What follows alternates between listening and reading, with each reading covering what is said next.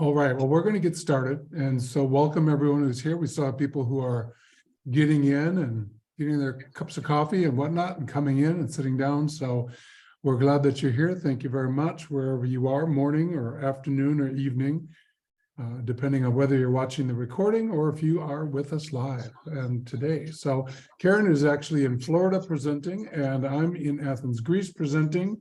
So it's a worldwide event today. And we've got you from all over North America that are attending. So thank you for doing that. That's great. Improving significant learning by maximizing assessment is our topic. Karen, I'm going to introduce myself and then I'll turn it over to Karen. I'm Zala Fashant, work for Minnesota State as both a faculty developer, faculty member, and a dean. Really got into the world of assessment through all those roles and realized how important it is. So we're going to really talk about how we can maximize assessment without it being a cumbersome extra that we add to everything. Karen? Yes, and I'm Karen LaPlant. I also work for colleges in Minnesota. I worked full-time as an IT faculty at Hennepin Technical College in Minneapolis, with about almost 20 of the last years being online. Since I retired, I now teach at several schools in Minnesota, and I do curriculum work at Metropolitan State University in the high demand areas of cybersecurity and data analytics. And we're glad you could join us. I'll turn it back to Zala. All right, so let's go ahead and advance the slides.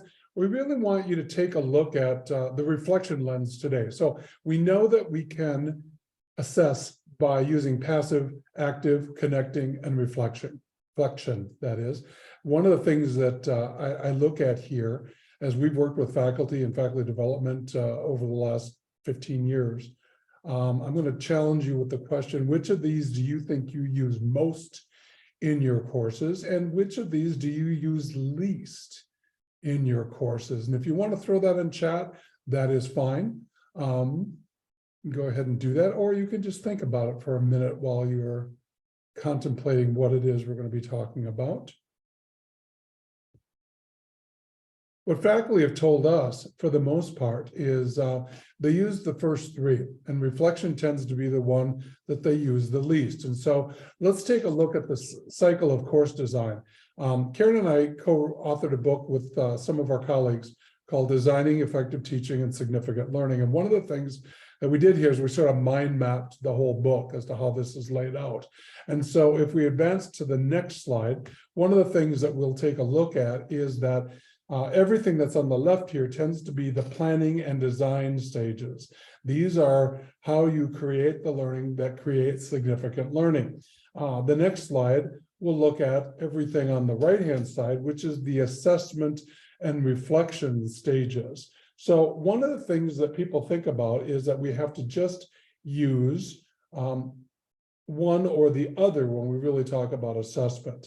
So if we look at the next slide, we want you to see the fact that really, as a faculty member, all of these particular areas are great places that you spend time reflecting on as to how well it's going, what you can offer, what you can provide. So we're going to break that down for you in a minute. However, let's take a look at what students can do on the next slide. When we add the student component to this, you can actually get a lot of information. Every place there's a student reflection marker here. So as we take a look at it, this is how we begin to really look at how you can add assessment techniques without adding a lot more time, a lot more energy, but simply by gathering the things that are taking place in your courses. So on the next slide, we're going to start with the situational factors down in the lower left-hand corner, and we'll move kind of in a clockwise shape as we go through here. So part of what we do in situational factors on the next slide is really planning the design. So as we look here, we assess the situation. So it's important to determine what are the situational factors that play a role in course design. This is an area that most faculty don't start with. Most of them start with jumping into the outcomes and the learning activities and all of that. But we really sit down here and begin to look at these because we learn a lot by doing this analysis first. So this is the first reflection that you can spend some time assessing a new course that you're going to develop, or as you redesign a course, something you want to do. Let's look at the next slide and take a look, Karen, here at the characteristics of learners and the characteristics of teachers. When you break this down, this becomes an extremely important part in designing your courses. This is a great place for you to be able to create cultural responsive pedagogy. It also takes a look at whether or not you have introverts or extroverts primarily in your course, in your discipline. And that's an area that we talked about at a 9 o'clock session this morning. So if you're interested in introvert, extrovert, go ahead and catch the recording of that session and get a chance to take a look at what we talked about a little bit more in depth. The next slide really just simply talks about, again, an article that one of our other co-authors and I wrote, really talking about what was going on with all of this.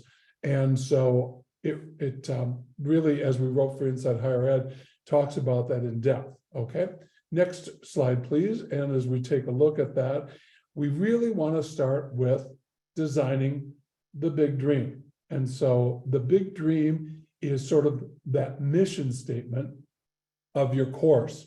It gets you to take a look at everything, the umbrella statement of what you want students to walk away from when they're done with the course. It keeps us on track for the alignment of the assessments and the outcomes and the learning activities. It's just, what do you want them to take with them that they're going to use beyond the end of your course? Things that they're going to use in the workplace, things that they're going to use in their personal lives. So we have worked with faculty in the Online Course Design Institute, where we really worked with faculty on being able to redesign their courses. This was especially important when it came to things like redesigning for the pandemic. Okay, now, during the pandemic, we learned that learned a lot about our teaching. You know, you all have gone through quite a bit, and it forced us to take a look at the changes that we needed to make with our teaching, with the assessment practices for our courses. It really shook our institutions to the core because we weren't ready for it. So we took some time off. Some of you closed for a semester. Some of the institutions here in Greece actually closed for almost an entire year before they were retooled and ready to get up. Some of you only closed for a couple of weeks, maybe during the spring break at that point, and came back ready to go online. So hats off to you during that. But we're going to talk about some of these things during that happened during the pandemic that makes an impact of our work today.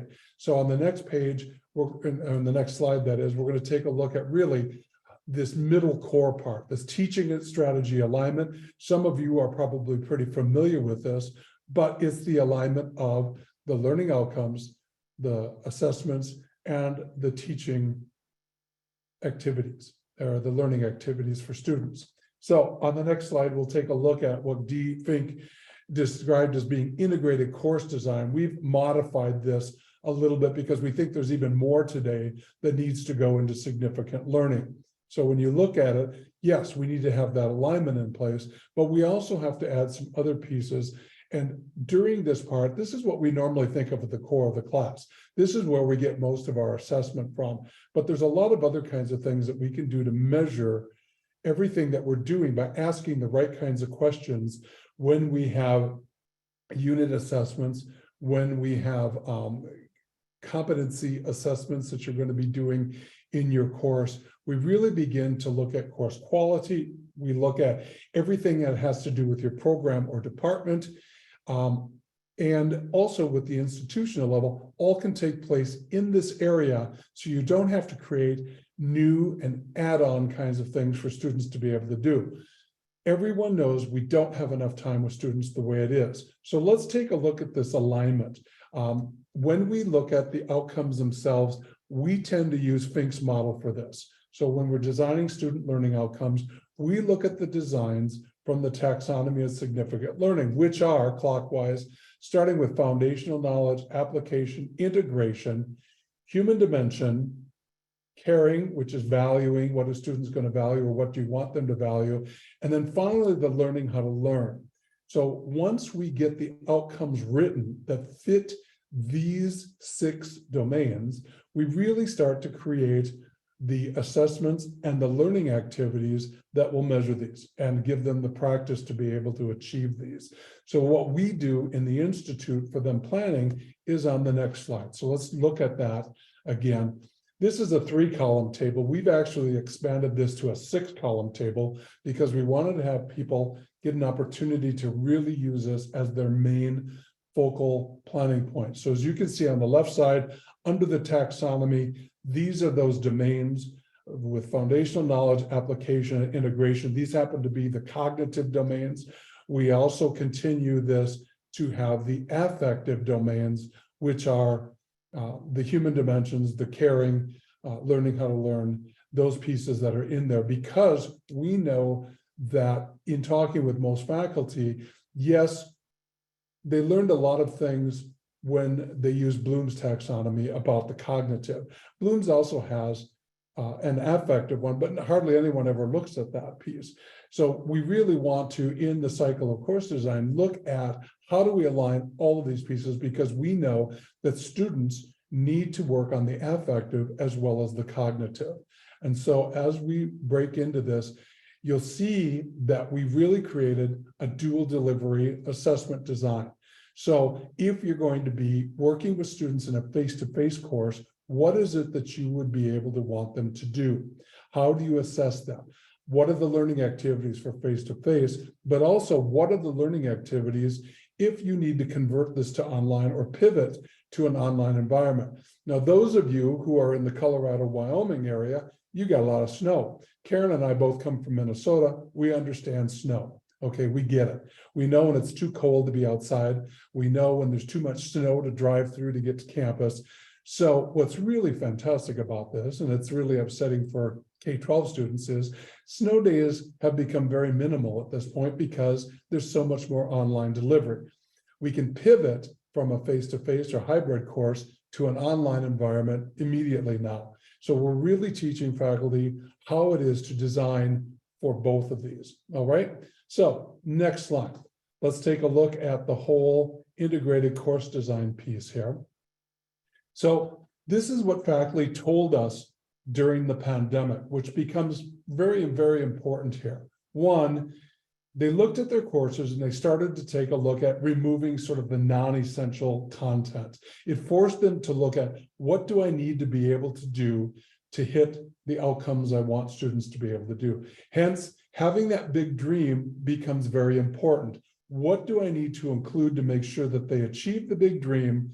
However, is not just extra stuff at this point, because we all know that when everybody moved to online, it slowed everything down. It slowed it down for students, it slowed it down for faculty, because we were all learning how to adjust to online. They also started to see that they needed to provide multiple means of assessment. So in the work that they were doing, they needed to assess more with less time being spent on assessment. So it got down to the nitty-gritty of, what do I need to ask? What do I need to hear them do, see them do, have them do to perform the assessment, so that I could begin to really understand whether they've achieved the outcomes. It was more interactivity. There was more student self-assessment, and there was more reflection. Everybody was reflecting. They got students to reflect a lot more, telling about their experiences, telling about what they were learning, because they didn't always see that in a face-to-face course. So they needed students talking about their learning experiences online. So they needed to be able to identify how to use sort of those face-to-face experiences they've had in the past and pivot those to online experiences, so that students would get the full potential of what the course was supposed to be. What happened is more hybrid courses. Now that we've returned back to campus, more hybrid courses have developed, because we've been able to really use what we want to be able to use that's best done online and what's best done face-to-face. They also recorded more of their lessons, so they had an opportunity for students to see them again and again, which is a great learning opportunity for students. They focused on formative assessments more than summative assessments. They knew what the summative assessments were, but this sort of invisible student that's out there someplace, they needed to know that there was some evidence of them learning, and hence created more formative assessments. Faculty also said they were really re-examining all of the learning activities and the assessments because they needed to know what they needed to be able to do in the limited amount of time that they were going to be able to do it. They revised their discussion prompts. They changed into more forward-looking kinds of assessments where students were going to tell them how they were going to use the information in their future professional work and how they were going to be engaged in what they were going to be able to do. So they really took it to that level. Karen, let's move on to a chat question that we can ask everybody. So if you go ahead and take that. Okay, what we'd like you to do is how did you change your teaching practice as you moved your courses online? Or how are your courses designed to teach using a dual delivery model, not knowing if it'll be face-to-face or online? So if you have some ideas and responses you'd like to share, please type them in the chat for us.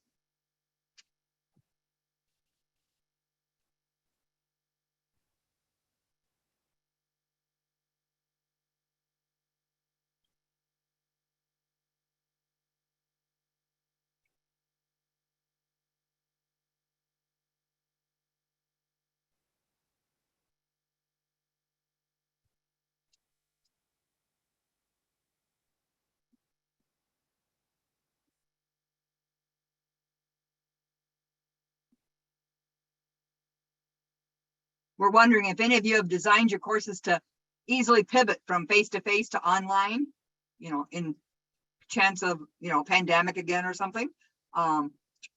Because you have to take that into consideration when you look at your assessments and your learning activities.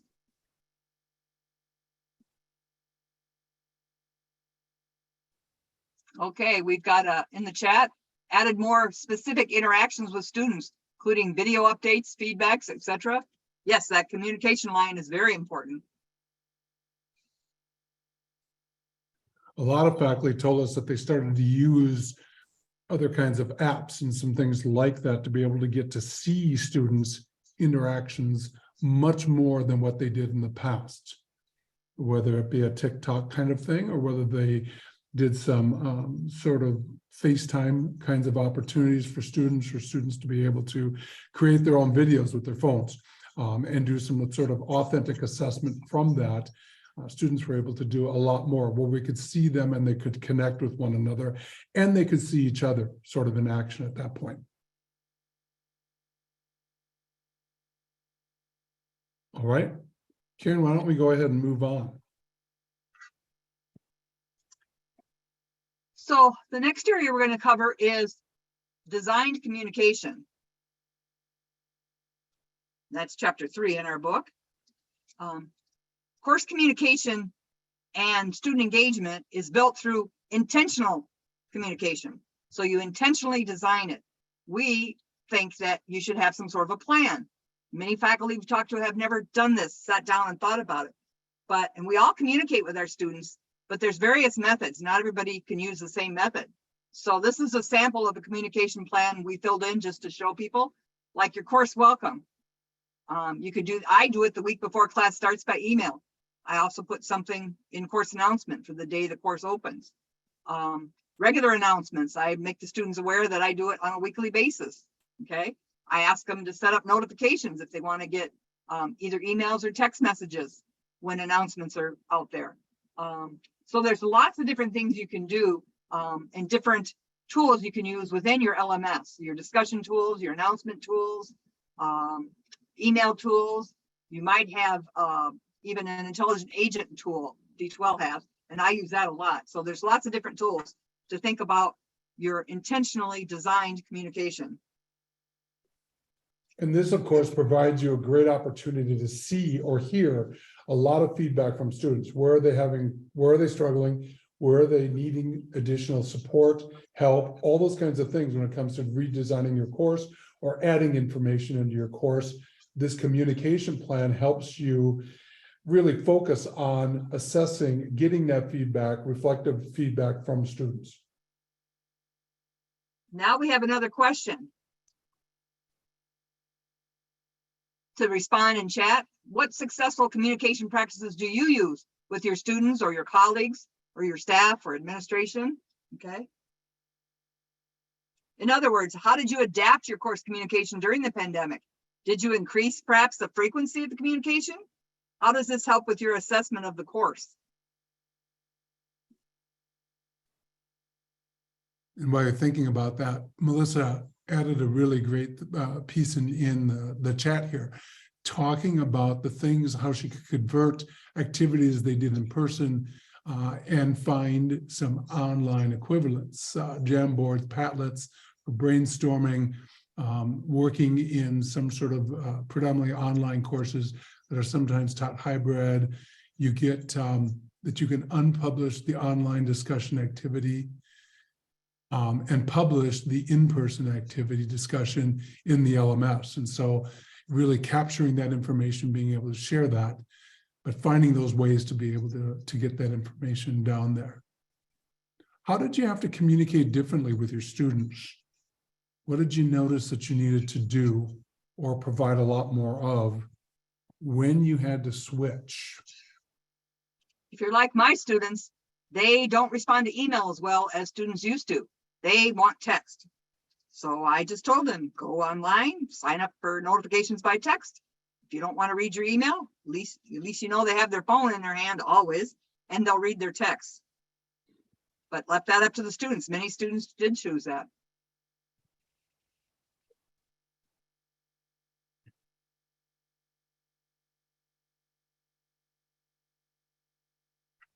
Did you find a time that you needed to? I found that I needed to touch bases and communicate with my students on a weekly basis so they knew. And I tell them like either every Friday or every Monday. Usually I did Mondays. I'd say Mondays, I'll touch base with you, let you know what we have for the next week.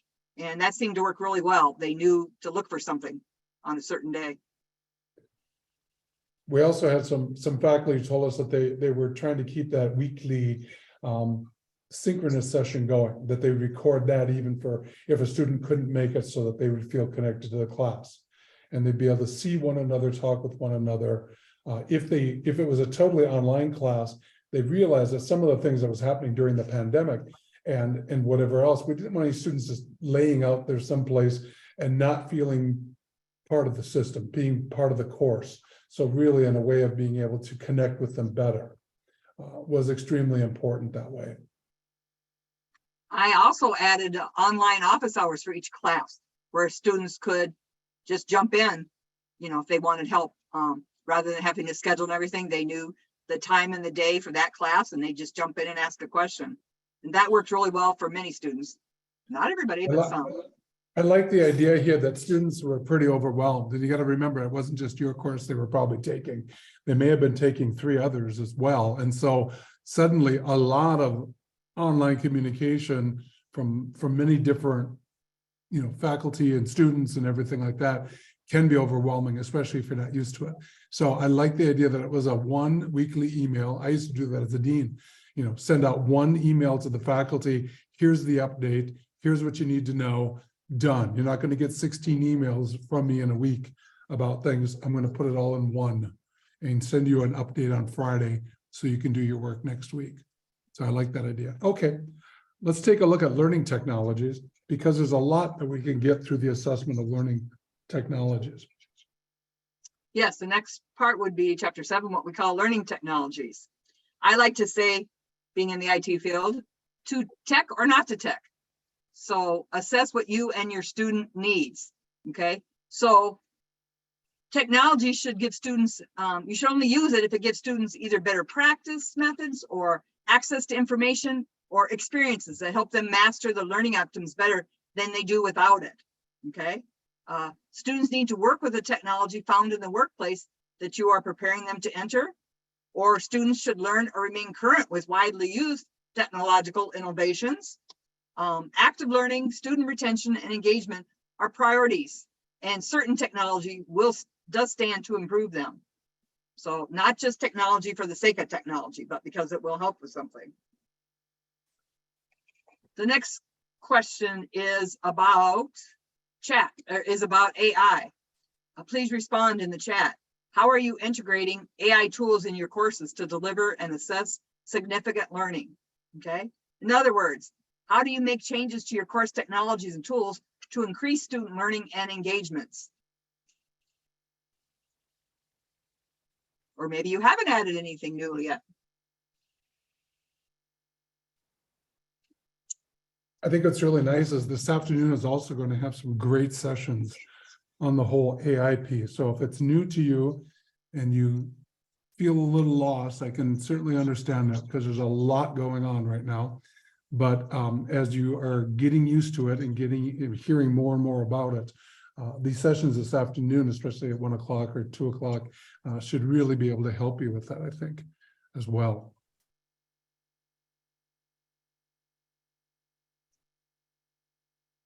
And again, you need to be comfortable with them before you put them in your classes and expect students to be comfortable with them.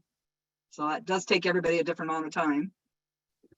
I think this is a question that when we ask this question in 2 years, there will be a ton of ways that people are using it to really assess learning. I think right now it is so early on, we don't even know what it is that we can do. And I don't know if we have any early adopters in here, people who have already been experimenting with it and trying it. I mean, let's face it, it just came out in November. So obviously you may not have been ready for it for the spring semester. So knowing that it's there, knowing that you're going to be able to provide feedback and be able to do more with it, I think becomes a very important piece to this whole thing.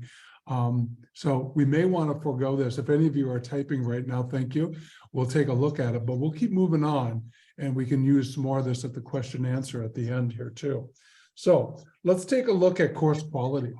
Oh, we did get David in here. So we're working to empower our faculty to understand the tool first. Great place to start, obviously, before making judgments, because it's just so new. And you're right. I think that as I'm hearing about it, and the more I'm working with it, and the more that we're presenting about it, we're really getting a chance to know that there are some great things and there are some problems.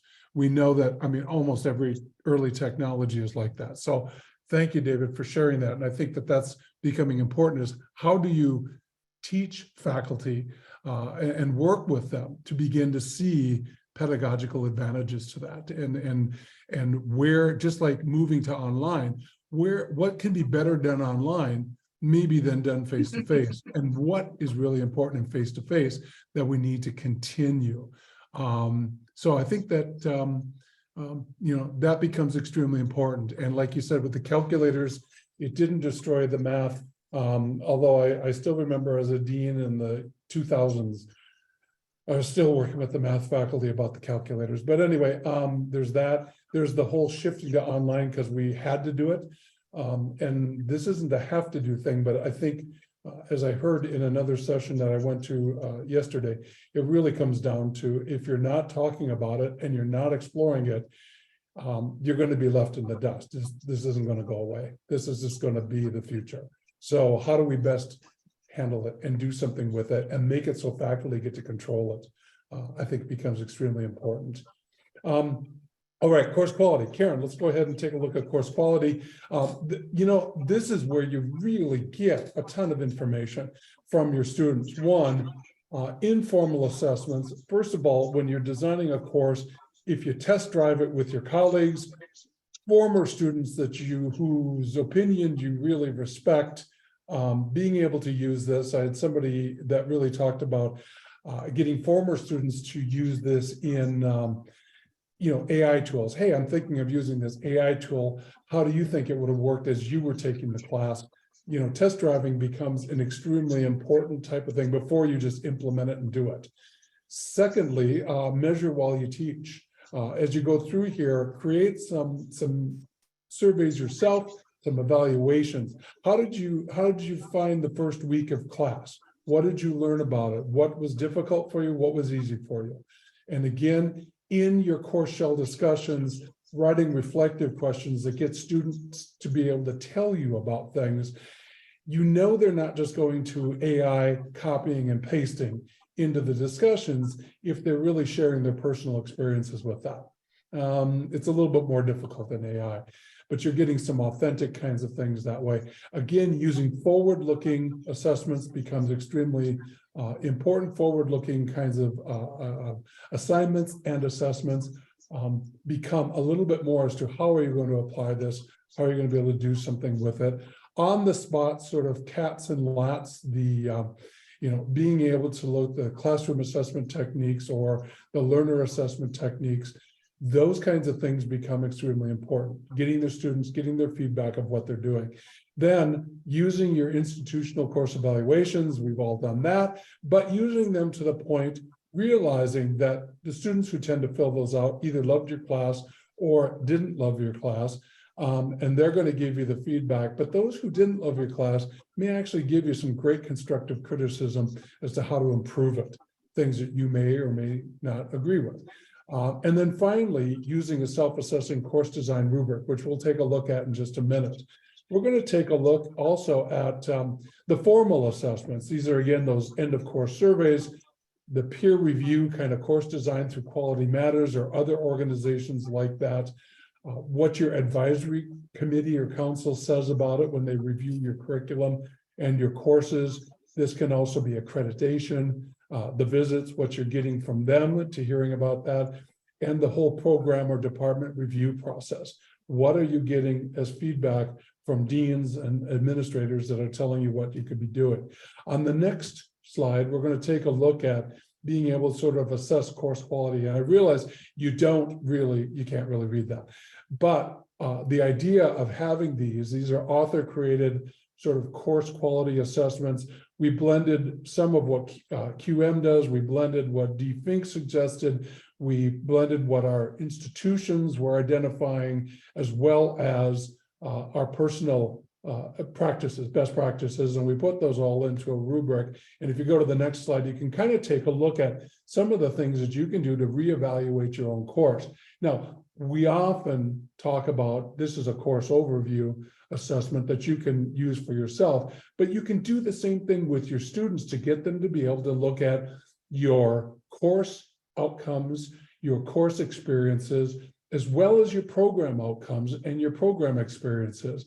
And developing the rubrics becomes extremely important in what it is that you're able to do here. So what I'd like you to do right now is go back to chat again and tell us, what strategies do you currently use to assess the quality of your courses or to get quality feedback from your students so that you can use that in assessing your courses to make them better and to provide better experiences for students.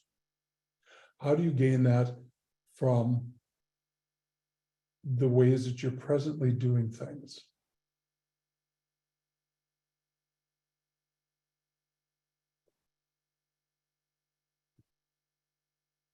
This always answers the question, is my course any good? How does it compare to other people's courses?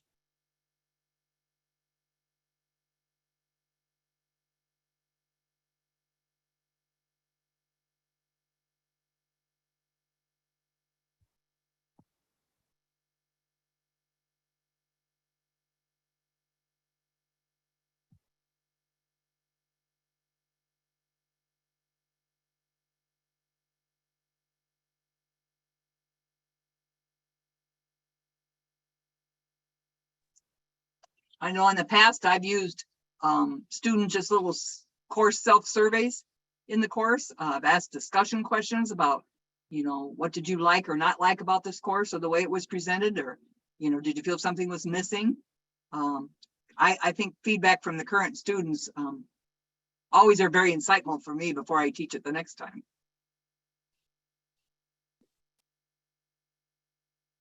You can see here student engagement. You see where students are really getting involved, where they're not getting involved as much. You can start to notice some patterns there.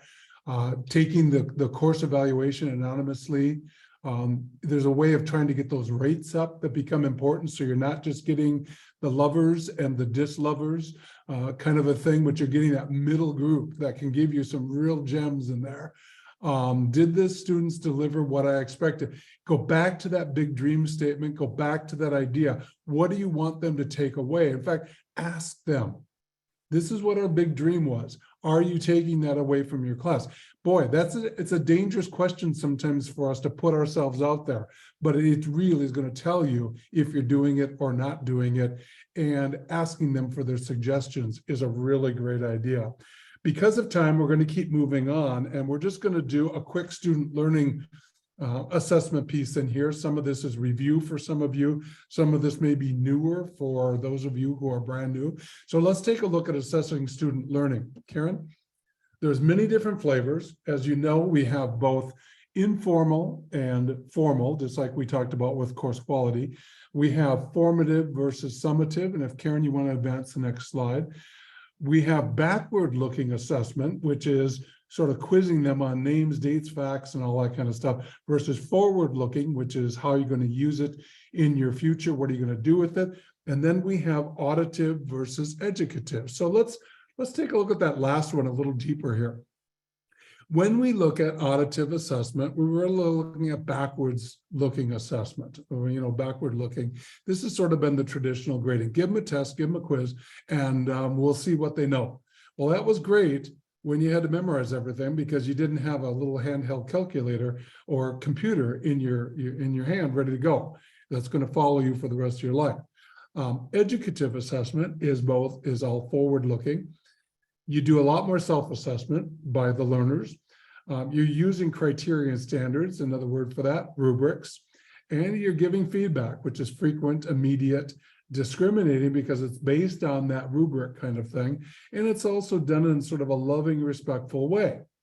There you get the authentic assessment and authentic grading. So we're not just trying to get points to get a GPA. We're really working on getting points or learning concepts to be able to take with them to use in the workplace. Okay, so let's apply that same kind of information to the next area, which is going to be program department assessment and institutional assessment.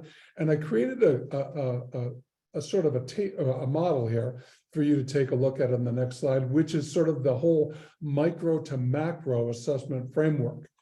So Karen, if you advance the slide, we'll take a look at, we have unit assessments, going to course outcome assessments, to survey assessments, to department assessments, finally to institutional assessments. All of those should be woven in together. That way you don't have to give 5 different sets of assessments. Your unit assessments or course outcome assessments can have the institutional assessments done right there. How you measure the outcomes can be done right during course outcomes, knowing that when you go to your accreditation group, that you're going to be able to tell them that in these particular courses, we're measuring this institutional assessment. In your program or department, you know that in these courses, here's where we're measuring this outcome. They are all woven together. Now, oftentimes what happens is that people create these assessments individually, and they're not necessarily woven together, nor can you really communicate with your accreditation agency to tell them, oh yeah, here's how we're doing it. Here's the master plan. If you have the master plan, it's fantastic. Then all the accrediting agencies can see that. If you have people like Karen who goes out and does her discipline, if you have them come in and do program assessments through that, through their organization or department assessments, you can begin to take a look at, you can show them how this is integrated, how it's being done. This is where we're measuring each of these things. And here's how we get the maximum potential out of that. And we know that all students are taking this course, or most of our students are taking this course, gives us an opportunity to show that it's being done well. So at this point, think about whether or not your institution has really woven these together so that you know from the institutional level, in what unit are you teaching those things, and they're being done, and they're being achieved by students. Same thing for your program and department. All right. So there again, you're not doing a separate assessment for all that. You're being able to do something at the very end that is done once, but through institutional research and eventually through AI, we're going to be able to take a look at how you bring all that together. Again, the cycle of course design gives you a lot of opportunity to be able to really look at this and be able to break this down. It also, in the lower right-hand corner, gives you an opportunity to use this information for your own teaching practice and course reflection, which means that it really produces professional development in your own learning how to learn. So we'd like to thank you for joining the learning today. We'd also like to be able to share with you, if you want to learn more, we have a couple of courses for you. One is done on assessing student learning, assessing course quality, and the assessment of program learning, or institutional learning assessment that way, so you could be able to measure that.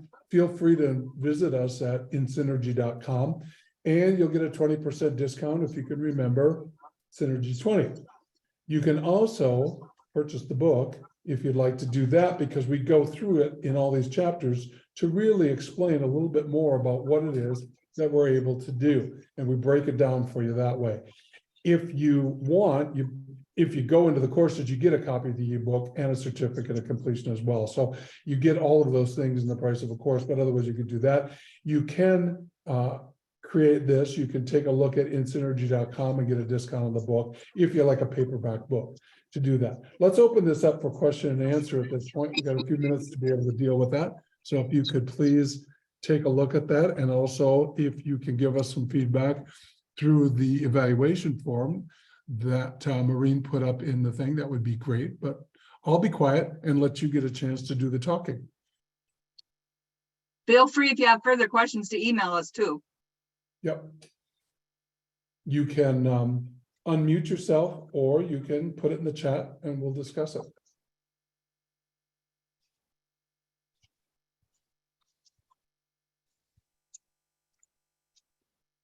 I think this is a very quiet, reflective group, Karen. I think so too. I think they're deep thinkers. They're chewing this up and thinking deeply about this.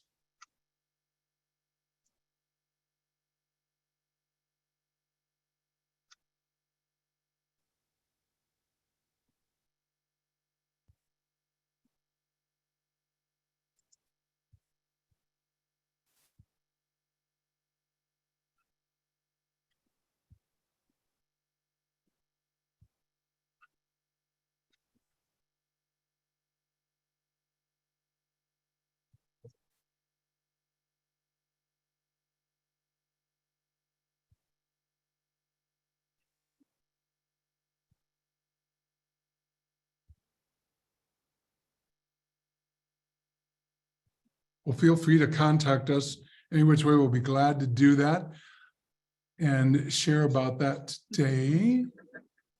We got an introverts up there. Okay. That's true. We talked about that in our 9 o'clock session. So anyway, that's great. I mean, we don't expect you to all to jump out here and join in right away. That's fine. That's good that way. So.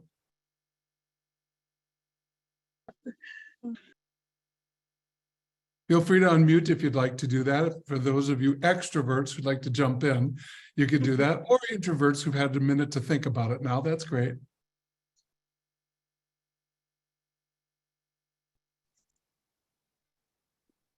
Well, we look forward to seeing your other sessions this afternoon.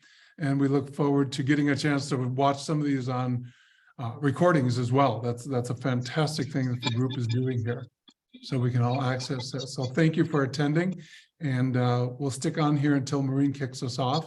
But otherwise, we're good to go, and have a great day, everybody. Great session, you guys. I'm going to stop recording, but yeah, we'll stay on until if